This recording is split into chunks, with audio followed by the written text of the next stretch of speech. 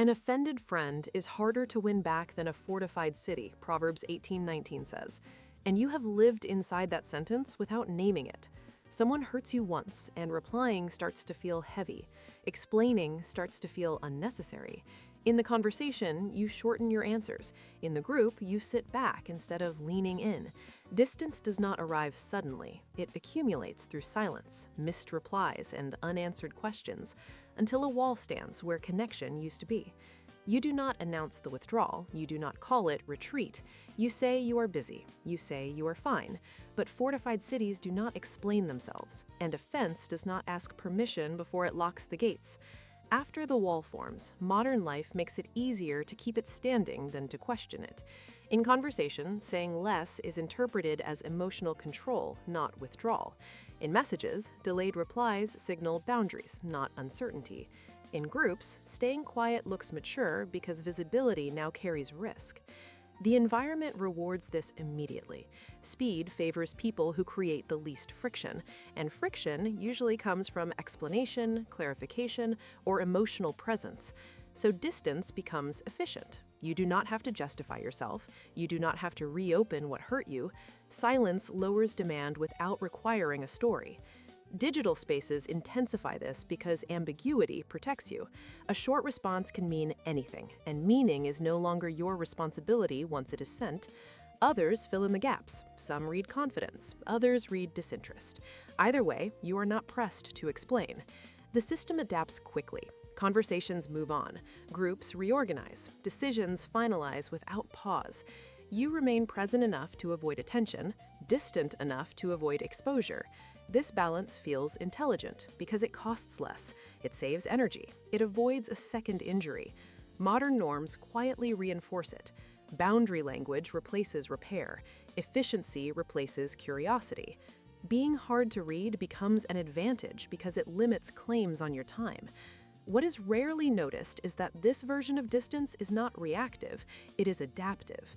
It fits perfectly into a culture that values speed, self-containment, and low emotional overhead. Hurt does not need to be addressed when silence can be framed as strength, and because nothing breaks immediately, the behavior feels justified. Distance stops looking like something you chose. It starts looking like how things work now. Distance after offense feels modern because the tools are modern, but the pattern itself is old. Long before feeds, messages, or group chats, people responded to injury by narrowing access. When trust was damaged, voices were reduced. When correction felt unsafe, presence was limited. Across history, offense rarely produced confrontation first. It produced withdrawal. In communities, the wounded person stepped back from counsel. In families, they spoke less in shared spaces. In groups, they stopped offering perspective and let decisions pass without resistance. This pattern repeats because it works in the short term. Reduced contact lowers immediate pain. Fewer conversations mean fewer chances to be misunderstood again. Over time, societies learn to accommodate this behavior rather than confront it.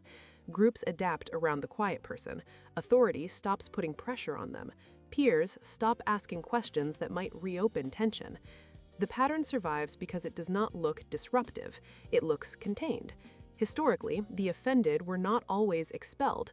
More often, they became less reachable. They stayed inside the group, but outside influence.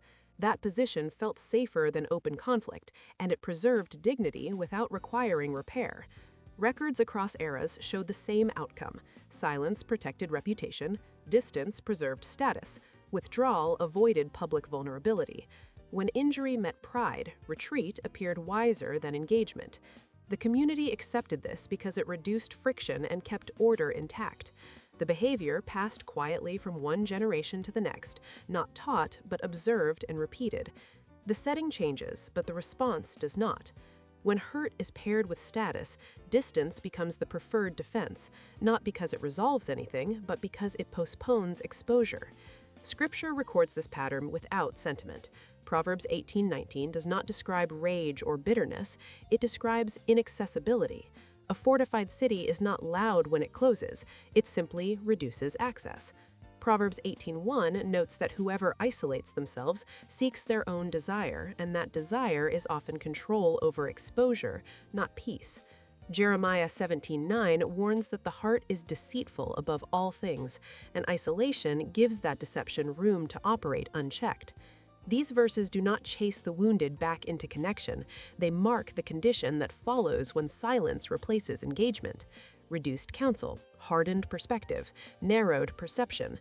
Fortified cities protect what is inside, but they also prevent anything new from entering. Once distance hardens into structure, the consequences stop being social and start becoming psychological. In conversation, the absence of correction feels like calm, but calm without challenge quietly distorts perception. When no one presses your assumptions, they settle as fact. When no one questions your silence, it reinforces the belief that silence is accurate. Reduced feedback narrows internal narratives that have never been tested. The mind fills the gaps left by missing dialogue. Intent is assumed. Motives are inferred.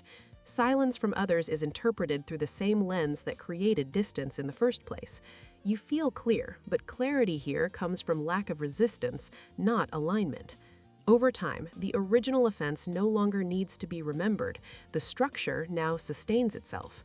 Distance alters how you interpret events, how you weigh feedback, and how confident you feel in conclusions that have never been exposed to resistance. At this stage, distance no longer responds to what happens around you. It begins shaping what happens next. You disengage before disagreement forms. Silence becomes strategic. Opportunities pass without reaching you because access feels unclear. Corrections bypass you because effort seems wasted. Authority stops pressing because resistance looks permanent. The environment reads your restraint as final. Distance becomes identity. Silence becomes expectation. Fortified cities rarely collapse during conflict. They endure through stagnation. Influence drains first, correction disappears next. What remains is certainty without challenge and calm without alignment. This is the warning crystallized. The offended become unreachable. The unreachable become irrelevant. Not erased, but bypassed. The danger is its stability. Nothing feels urgent enough to force change. The wall still works. Pain is managed. Exposure is limited. But so is growth. So is accuracy. So is connection that could have interrupted the drift earlier. And the pattern ends without noise, which is why it is rarely recognized as an ending at all. Nothing collapses. Life continues in a narrower lane that feels stable because it is controlled. Proverbs 18:19 does not warn about sudden ruin. It describes a condition that becomes difficult to reverse once established. A fortified city does not need enemies to remain closed. It only needs habit. Over time, fewer people remember why access was reduced in the first place. They only know it stays reduced.